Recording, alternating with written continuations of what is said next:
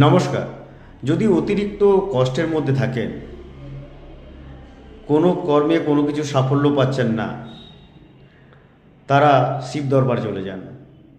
শিবলিঙ্গের উপরে জল অর্পণ করুন এবং শিবের মন্ত্রটি উল্টো করে জপ করতে থাকুন। শিবের এই মন্ত্রটি উল্টো করে জপ করলেও কর্মের বাধা কাটবে, জীবনে সফলতা পাবেন। যারা প্রচণ্ড কষ্টের মধ্যে রয়েছেন, অবশ্যই এই ক্রিয়াটি করে দেখুন।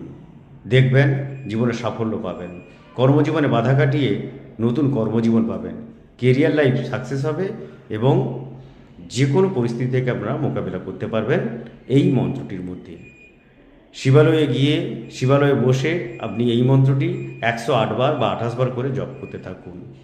কি করবেন? শিবায় নম ওং, শিবায় নম ওং, শিবায় নম ওং, এই মন্ত্রটি 28 বার করে বা 108 বার করে জপ করুন শিবালয়ে গিয়ে।